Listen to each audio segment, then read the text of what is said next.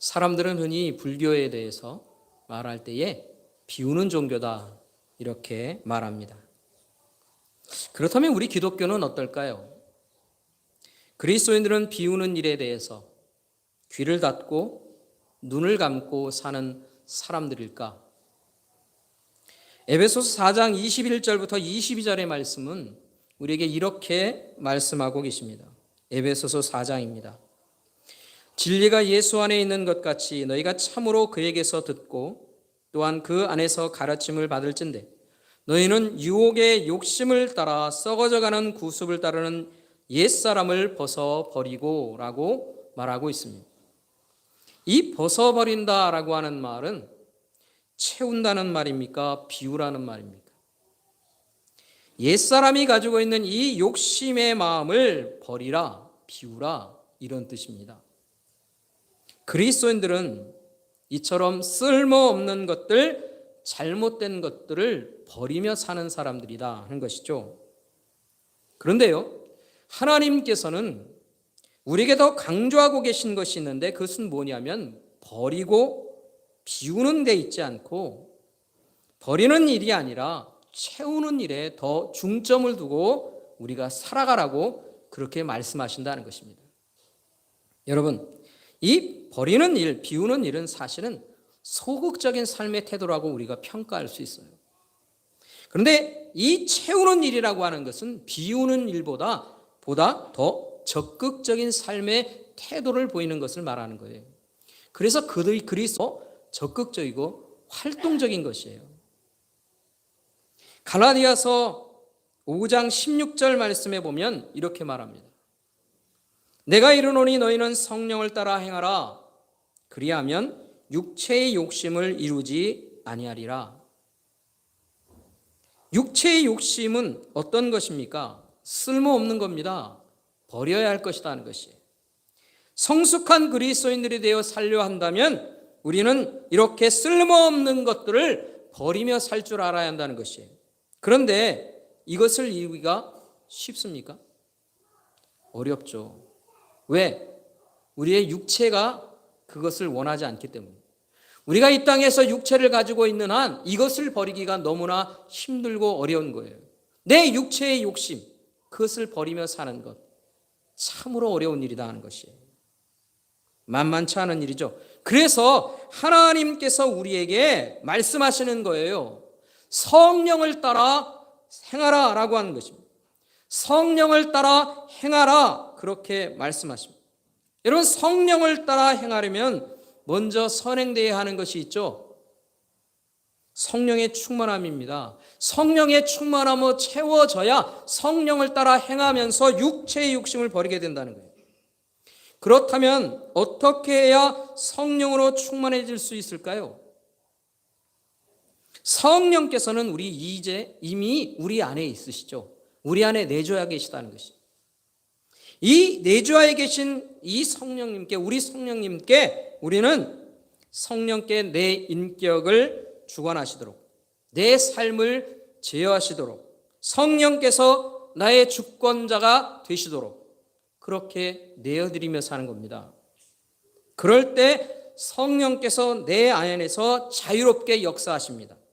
이것이 바로 성령의 충만함이에요. 그러니까 내 자유가 아니라, 내 주권이 아니라 성령께서 일하시도록 내가 내 것을 내려드리는 것, 그게 바로 성령의 충만함이다 하는 것이에요. 성령의 뜻을 따라 순종하며 사는 것, 그게 성령의 충만함을 이루는 일이에요. 그래서 하나님의 뜻을 따라 살기로, 성령께서 내게 말씀하시는 대로 살기로 다짐하며 살 때 이 성령의 충만함이 있게 된다는 것이, 우리에게 성령의 충만함이 있게 될 때 우리가 어떤 것을 버린다는 것입니까? 이 쓸모없는 것, 우리가 버려야 하는 것, 육체의 욕심이라고 하는 것, 그것을 버릴 수 있게 된다는 것이. 결국 그리스도인의 삶이라고 하는 게 무엇이냐면 이 헛되고 필요 없는 것들을 내버리는 삶인데, 그 방법이 뭐냐 하면 하나님의 것으로 채우는 거예요. 성령으로 나를 채우는 거예요. 하나님의 것들로 나를 채우는 겁니다. 나를 채워서 그리스도인으로 부족하여서 그리스도인으로 살아가는 데 있어서 부족한 그것들을 하나님께로부터 채우는 거예요. 그래서 내 필요 없는 것들을 버려버리게 되고 비우게 되는 것이다. 여러분, 우리가 그리스도인으로 살아갈 때 참 많은 부족함들을 느끼게 됩니다. 꼭 채워야 될 것이 있는데 그것을 채우지 못하는 때가 있다는 거예요. 더 유용하고 더 능력 있는 것, 그것들을 채워야 하는데 그것을 못 채우는 것. 하나님께로부터 채우는 거예요. 하나님께서 더 능한 것들로 내 인생을 채우시도록, 내 삶을 채우시도록 그렇게 하나님 앞에 구하며 사는 겁니다. 이게 성령의 충만함으로 사는 거예요. 그래서 성령의 충만함으로 내가 채워지고 하나님의 지식과 하나님의 지혜로 내가 채워지게 될 때 우리는 헛된 것들을 버리게 되는 거예요. 당연히 버리게 되는 거예요. 내 안에 있는 것들이 필요 없고 쓸모없는 것, 어리석은 것임을 깨닫게 될 때 우리는 자연히 버리게 된다는 거예요. 그래서 하나님의 것들로 채우며 사는 겁니다. 그런데요, 하나님께서는요, 우리에게 이런 하나님의 것들로 채워가는 삶을 우리에게 말씀하시면서 나만 채우길 원하시느냐? 우리만 채우며 사는 것을 하나님이 기뻐하시느냐? 그렇지 않다는 것이죠. 하나님께서는 우리만 채우라고 하시는 게 아니라 부족한 사람들을 함께 채우며 살라고 그렇게 말씀하십니다. 히브리서 10장 24절과 25절의 말씀에 보면 이렇게 말하고 있어요.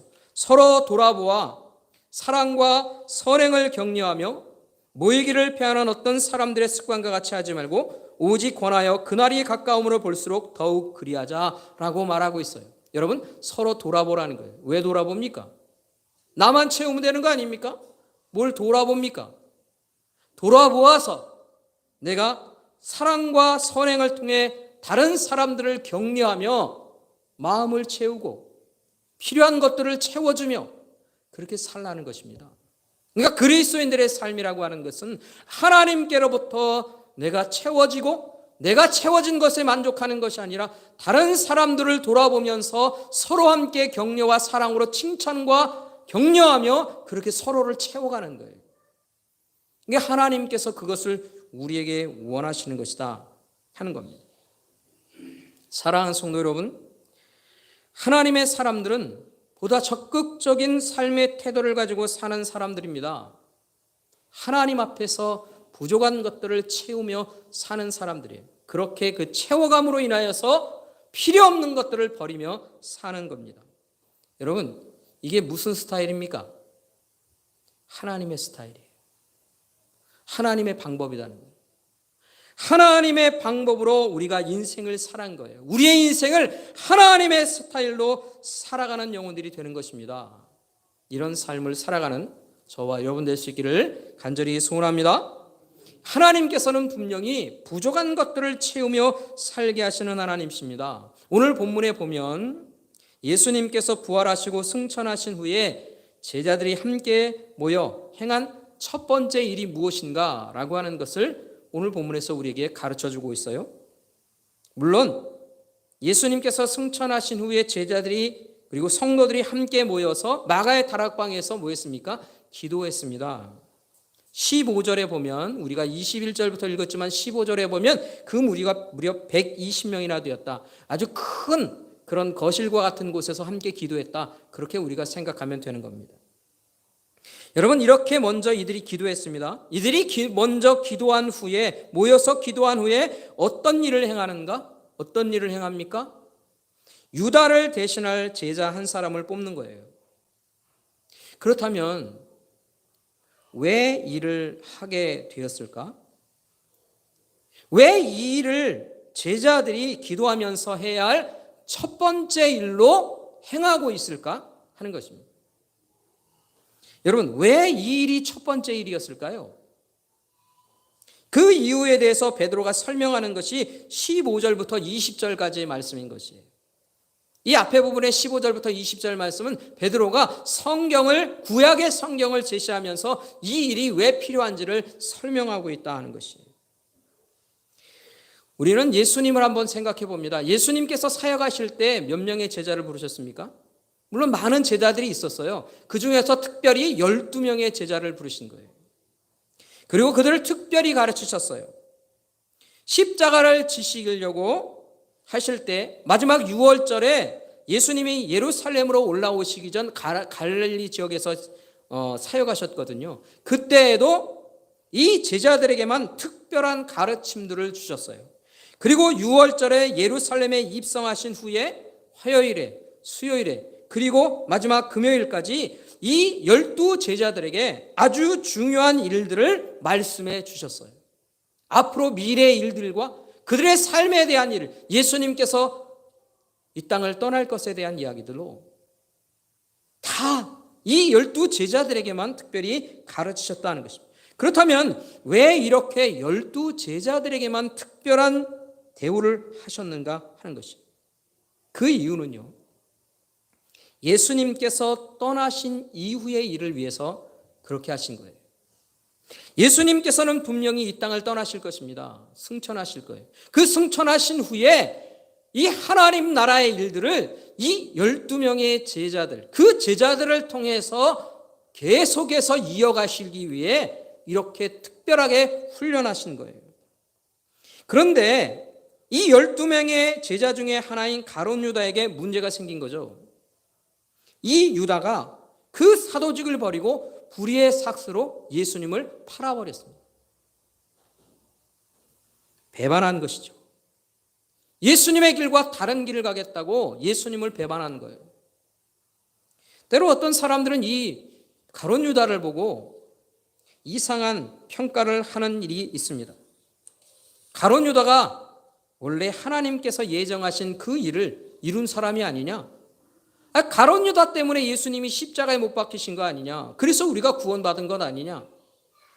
그러니까 이 가룟 유다 때문에 구원의 일들이 일어나는 것이 아니냐? 이렇게 말한다는 것이죠. 여러분, 정말 유다가 하나님의 일을 한 것입니까? 정말로 하나님의 사람이었느냐는 것이. 여러분, 하나님께서 예정하신 그 일을 이루었다면 그는 분명 하나님의 사역을 감당한 사람인 것입니다. 여러분, 그렇다면 이 하나님의 일들을 감당한 사람들 그 마음속에 뭐가 있습니까? 무엇이 찾아옵니까? 하나님의 일들을 능하게 감당한 사람들은요, 그 마음속에 기쁨과 감사가 있는 거예요. 그리고 그렇게 하나님의 일들을 감당한 사람들은 하나님께서 하늘로부터 하늘의 은혜를 허락하시는 거예요. 그래서 이 평강과 은혜의 충만함이 그에게 있게 된다는 것이에요. 이게 하나님의 일들을 감당한 사람들의 마음속에 일어나는 일입니다. 여러분, 이 가룟 유다가 그런 기쁨과 감사가 있었습니까? 은혜의 풍성함으로 그 마음이 평안함으로 그렇게 살았습니까? 고통 속에서 자살함으로 그의 생명을 끝냈어요. 하나님의 일을 감당한 사람이 아닌 것이죠. 이게 증명이 되는 거예요. 그래서 이 가룟 유다의 일은 헛된 육체의 욕심에 사로잡혀 행한 일입니다. 악한 일을 행한 것이다. 그래서 이제 이 가룟 유다가 빠진 그 공백이 생긴 거예요. 아니, 그럼 목사님, 그냥 유다 빼고 나머지 11명만 가지고 이 사도의 일을 하면 되는 것 아닙니까? 왜 뭘 그렇게 사람을 뽑아야 되는 것입니까? 그렇게 말할 수도 있겠죠. 그런데 여러분, 하나님께서는요, 아까도 말씀드린 것처럼 부족한 것들을 채워가시는 하나님이시다는 거예요. 그리고 채워서 시작하라고 그렇게 말씀하시는 거예요. 왜? 이 12라고 하는 숫자가 가진 의미가 있기 때문에 그런 것입니다. 하나님께서 애굽에서 종살이하는 그 하나님의 백성들을 구해내셨어요. 출애굽 사건이죠. 이 출애굽 사건을 통해 하나님께서는 새로운 하나님의 나라를 이루시려고 하는 거예요. 세상 나라와 다른 구별된 하나님이 통치하시는 하나님의 나라, 그 나라를 이스라엘 백성들을 통해 이루려고 하셨다는 거죠. 그러면 그 하나님의 새로운 나라, 그 나라가 어떤 조직으로 되어 있습니까? 12지파로 조직되어 있는 거예요. 그래서 예수님께서도 이 새로운 하나님의 나라의 일들을 위해서 12지파를 상징하는 12명의 제자를 예수님이 세우신 거예요. 그 12명의 상징적인 의미 있는 것입니다. 그래서 이제 유다를 대신해서 부족한 한 사람을 채워서 하나님의 나라의 일들을 이뤄가길 하나님이 원하시고 기뻐하시는 것이다. 자, 그렇다면 이 부족한 사람, 이 부족함을 채울 이 한 사람, 자격 조건이 뭐냐? 어떤 사람을 뽑아야 하느냐 하는 것이. 그래서 오늘 본문 21절과 22절의 말씀에 보면 이렇게 말하고 있습니다. 이러므로 요한의 세례로부터 우리 가운데 올려져 가신 날까지 주 예수 그리스도 우리 가운데 출입하실 때에 항상 우리와 함께 다니던 사람 중에 하나를 세워 우리와 더불어 예수께서 부활하심을 증언할 사람이 되게 하여 하리라. 그렇게 말합니다. 먼저 21절에 보면 요한의 세례부터라고 말하면 세례 요한을 말하는 것이죠. 세례 요한에게 예수님이 세례를 받으십니다. 이게 공생애의 시작이신 거예요. 그러니까 예수님께서 세례 받으시고 공생애를 시작하시는 그때로부터 예수님이 부활하시고 하늘로 올려가신 그 승천하신 일들, 항상 함께 다니던 사람들, 아는 사람.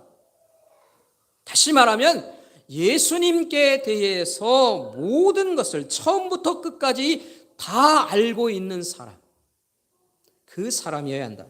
그러면 이렇게 뽑힌 사람이 무슨 일을 하게 되는 겁니까? 22절 말씀에 보면 예수께서 부활하심을 증언할 사람이 되게 해야 된다. 결국 이렇게 뽑히게 되는, 뽑아야 하는 이유가 뭡니까? 바로 예수님의 증인이 되어 사는 일 때문에 그런 거지. 여러분, 이것은 예수님께서 이 땅을 떠나실 때에 제자들에게 마지막으로 명령하신 거예요.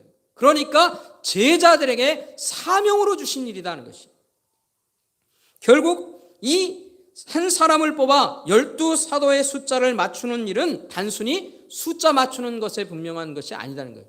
거기에 의미가 다 돼 있는 게 아닌 겁니다. 숫자를 맞추는 것이 아니라 증인된 삶, 예수께서 맡겨주신 그 사명을 감당하기 위한 일에 함께할 사람을 뽑기 위해 이 사람을 뽑고 있다는 것이에요. 그렇다면 이 한 사람을 뽑기 위해 어떤 방법을 사용하고 있습니까? 제비뽑기입니다. 제비뽑기. 여러분, 왜 제비뽑기 합니까? 왜 제비뽑기를 사용할까요? 우리 같으면 그냥 선거를 하면 될 텐데, 후보자 놓고. 근데 이 제비뽑기는요, 사실은 인간의 능력을 모두 배제한 상태에서 하는 겁니다. 누가 뽑힐지 그것은 인간의 능력과 아무 관계가 없어요.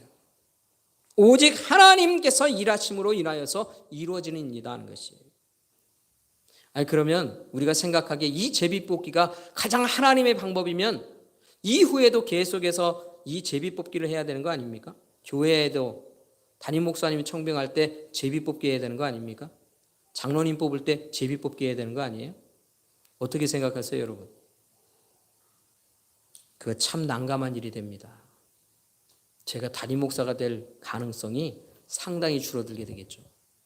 여러분, 이 제비뽑기는요, 이 성령께서 오셔서 성도들을 주장하시기 전의 방법인 거예요. 성령께서 오셔서 우리를 어떻게 하십니까? 우리의 인격과 우리의 지성과 우리의 영성과 우리의 이성의 모든 것들을 성령께서 주관하시게 되는 거예요.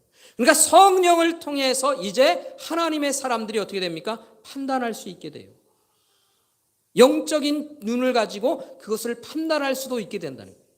그 판단력이 하나님 앞에서 더 붙들려 살 수 있게 되는 것이에요. 그러니까 이 성령의 시대가 되면 성령의 인도하심을 따라 우리는 제비뽑기로 이 교회의 일들을 해결하는 것이 아니라 이제 보다 합리적인 방법을 통해 이 교회의 일들을 이뤄갈 수 있게 되는 거예요. 그러니까 우리는 제비뽑기를 지금은 안 하는 것이라는 것입니다. 그런데 이 시대에는 바로 이 제비뽑기를 통해 하나님이 정말 누구에게 그 역할을 맡기시는가 하는 것을 위해 제비뽑기를 했을 뿐이다 하는 겁니다. 사랑하는 성도 여러분, 오늘 우리는 결국 이 이야기를 통해서 우리가 깨닫게 되는, 이 이야기가 우리에게 주는 의미가 무엇인가를 우리가 생각하게 됩니다. 오늘 이 이야기가 우리에게 뭘 주고 있는 것일까요? 예수님께서 부활 승천하신 후에 함께 모여 기도하고 있는 이 공동체가 어떤 공동체냐 하는 것입니다.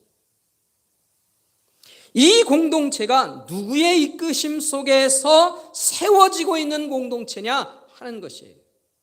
그리고 이 공동체가 무엇을 위해서 세워지고 있는 공동체인가라고 하는 것을 오늘 본문을 통해서 우리가 깨닫게 된다는 것이에요. 이 공동체가 어떤 공동체입니까? 하나님의 주권 속에서 세워지고 있는 공동체. 하나님이 주관하신다는 것입니다. 그 12명을 세우는 일에도 하나님이 주인 되셔서 움직여가고 계신 거예요. 예수 그리스도를 증거하는 증인들의 공동체로 세워가고 있다 하는 것입니다. 이 한 사람을 뽑아 하려고 하는 일이 뭡니까? 예수 그리스도를 증거하는 일이에요. 증인된 삶을 위한 공동체다 하는 것입니다. 이 공동체의 위에 하나님께서 성령을 부어주셨어요. 이후에 이제 성령의 충만함이 임하게 된다는 것입니다. 이것이 바로 교회입니다. 교회 공동체가 바로 이렇다는 것입니다. 교회 공동체의 성격이라고 하는 것이 바로 이것이다 라고 하는 겁니다. 여러분, 우리가 누굽니까? 우리가 바로 이 공동체를 계승하는 이 시대의 하나님의 공동체다. 초대교회에 역사하셨던 이 하나님의 일하심이 오늘 우리에게 이 시대에 우리 교회 공동체 안에도 이루어지고 있다 하는 것이에요. 그 교회를 계승한 것이 바로 저와 여러분인 것입니다. 이 믿음 가운데 있기를 간절히 소원합니다. 우리가 이것을 아멘으로 받아들여야 되는 거예요. 내가 그 사람이라는 거예요. 이건 그 시대의 사람들의 이야기가 아니라 바로 나의 이야기인 것을 우리가 알아야 한다는 것입니다. 우리는요, 예수 그리스도를 증거하며 사는 증인들의 공동체입니다. 그래서 우리의 삶에는 목표가 무엇입니까? 우리의 삶의 목표가 뭐예요? 예수 그리스도를 증인으로 증언하며 사는 증인의 삶이다 하는 것이에요. 내 삶의 목표가 뭘까? 생각할 때에 내가 왜 예수님께 부름받았을까? 생각할 때에 내가 예수 그리스도를 증언하며 사는 증인으로서 삶이 내 삶의 목표인 것을 여러분 꼭 기억하시길 바랍니다. 우리의 삶의 목표가 바로 이것입니다. 우리가 감당해야 할 나의 사명이 무엇이냐 하면 이 땅에 살아야 할 이유가 바로 여기에 있는 것이에요. 증인으로서의 삶, 그게 저와 여러분의 삶이다 하는 것입니다. 이 삶의 목표를 가지고 살기 위해 우리를 뭐라고 부릅니까? 이 목표를 가지고 살기 때문에 우리를 그리스도인이라고 부르는 거예요. 저 교회 다니는 사람이라고 부르는 게 아니라 교회 다니기 때문에 그리스도인이 아니라 내가 예수 그리스도를 증언하며 살아야 하는 사람이기 때문에 우리를 그리스도인이라고 부르는 거예요. 내가 그리스도인으로 살아갈 수 있기를 간절히 소원합니다. 그 삶의 목표를 가지고 우리가 사는 거예요. 이 삶의 목표를 가지고 사는 영혼들을 성령께서 붙드시는 겁니다. 그리고 성령께서 우리를 채우시는 거예요. 왜? 증인으로서의 삶을 살게 하기 위해. 그리고 증인으로서의 삶에 부족한 것들이 있다면 성령께서 우리를 채워주시는 거예요. 사랑하는 성도 여러분, 우리가 하나님 앞에 나와 기도합니다. 간구합니다. 무엇을 위해 기도하고 살고 있을까요? 여러분, 하나님 앞에 나와서 무엇을 위해 기도하고 살고 계십니까? 우리가 그리스도인된 우리의 삶의 목표를 위해 기도드리며 살고 있을까요? 내가 언제나 하나님 앞에 나와 기도할 때 하나님, 내가 참으로 주님을 증거하는 그 사람이 되게 하여 주옵소서. 그 기도를 목표로 하여서 우리가 그렇게 기도하며 하나님 앞에 살고 있느냐 하는 것입니다. 이 삶의 목표를 위한 기도가 아니라 나의 육체적인 필요와 부족함을 채우기 위해서만 우리가 기도하고 있다면 우리의 삶을, 우리의 기도의 모습을 바꿔야 되는 거예요. 우리는 이제 우리의 기도에 우선순위를 분명히 할 수 있어야 됩니다. 여러분, 내가 기도할 때 내 기도의 우선순위가 뭡니까? 하나님의 나라와 예수 그리스도의 증인된 삶을 먼저 우리가 구하며 살아야 하는 것이에요. 이게 우리의 삶인 겁니다. 그게 그리스도인의 삶인 거예요. 육체의 필요와 육체의 원함, 부족함만을 채우며 살기 위해 기도하는 것은요, 교회가 아니어도, 그리스도인이 아니어도 세상의 모든 사람들이 다 그렇게 살아요. 세상 사람들이 사는 방법으로 우리가 사는 거예요. 우리는 좀 더 거룩한 사람으로 다른 모습으로 살아야 합니다. 먼저 하나님 앞에 내가 그 증인으로 살기 위한 기도로 하나님 앞에 사는 거예요. 내 삶의 목표, 내 사명을 감당하기 위해 먼저 하나님 앞에 기도하며 사는 거예요. 여러분, 그렇게 기도하며 살면 하나님이 다른 것 안 채워주실까요? 우리가 하나님의 사람으로 예수 그리스도를 증거하며 사는 사람으로 살기 위해 그렇게 하나님 앞에 부르짖고 기도하며 살면 하나님께서 그 삶을 살기 위해 부족하고 필요한 일들을 하나님이 채우시는 거예요. 증인된 삶을 살기 위해 간절한 마음으로 기도하는 영혼들에게 부족한 것들을 하나님이 채우신다는 거예요. 그 부족함들이 때로 지식이 될 수도 있습니다. 하나님을 아는 지식이 내게 필요하다면 하나님께서 내게 지식을 허락해 주실 거예요. 건강함도 채워주실 것입니다. 그가 증인으로 살기 위해 건강이 부족하다면, 건강이 약하다면 그 건강도 하나님이 채워주실 거예요. 왜? 증인으로서 살게 하기 위해. 이렇게 하나님 앞에서 하나님의 것들을 구하며 살면 그 삶에 부족한 것들을 하나님이 채우십니다. 담대한 믿음의 용기도 하나님께서 우리에게 주시는 이 땅에서의 삶의 지혜도 하나님이 우리에게 더하여 주신다는 거예요.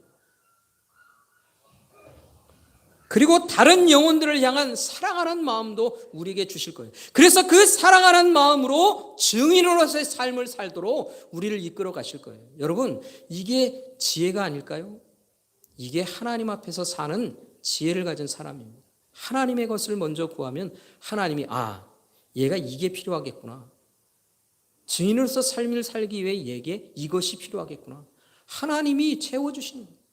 우리가 우리 선순위를 하나님께 목표를 두고 살면 하나님이 증인된 우리의 삶을 위해 다른 것들을 채워주시는 놀라운 은혜를 우리가 입으며 사는 겁니다. 여러분, 이게 하나님의 방법으로 사는 거예요. 다시 말씀드리면 하나님의 스타일로 살아가는 거예요. 지혜로 살아가는 것입니다. 우리 모두가 이런 삶을 살아갈 수 있기를 간절히 소원합니다. 그리스도인으로서의 삶의 목표를 위해 기도할 때 하나님이 채워주시고 부족한 것들을 하나님이 공급해 주시는 그런 삶의 일들을 경험하는 저와 여러분의 인생이 되기를 주님의 이름으로 축원합니다. 기도하겠습니다.